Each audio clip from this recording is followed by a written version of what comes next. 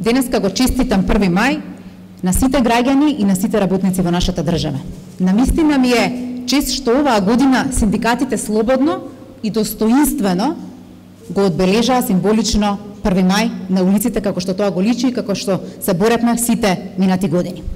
Но важно е дека заклучуваме дека без социјален диалог навистина во нашата држава е невозможно да зборуваме за напредување на работничките права. И токму затоа како влада од првиот момент покажуваме дека го почитуваме социјоекономскиот диалог, ги почитуваме и работниците и синдикатите, но ги почитуваме и работодавачите, затоа што само така ова наша држава може да има економски раст и развој. Денеска на 11-тата седница на економско-социјалниот совет присуствуваше и премиерот, кој што за прв пат во историјата на Македонија покажува политичка волја за подигнување на овој диалог на едно навистина високо политичко ниво. Со оглед на тоа што економско-социјалниот совет е клучен за дебата по однос на сите политики, ние гордо кажуваме дека сите стратешки документи и сите закони кои што се од овој домен во изминатите 11 месеци поминаа низ овој совет. Освен што унапредивме платите или ги зголемивме на 90.000 работници, обештетивме 5.000 стечени работници, пред 2 недели владата го усвои и ги усвои измените на Законот за работни односи, кои што исто така ги унапредуваат правата на работниците.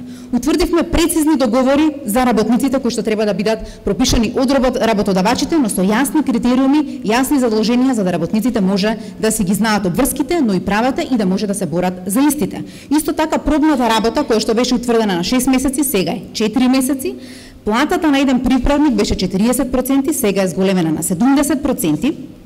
Престанокот од деловни причини може да се случи во секоја фирма, но истиот работодавач не сме во наредните 2 години да оствари ново вработување за истата позиција или за истото работно занимање во истата фирма. Исто така се зголеми и испратнината од 12,5 до 25% за секој договор за вработување кој што престанал заради деловни причини. И не застануваме тука, работиме на сосема нов закон за работни односи кој што преку социјален диалог до крајот на 2018 година ќе го предложиме на владата, а понатаму владата ќе треба да го предложи до парламентот, во кој што очекуваме да се разрешат многу големи и горливи прашања кои што се јавуваат и кај работодавачите и кај работниците, како што се технолошкиот вишок, вработувањето на определено време и слободата на синдикалното здружување кое што сите ние заедно треба да ја унапредуваме. Продолжуваме посветено да работиме на унапредување на работничките права заедно со сите социјални партнери. Благодарам.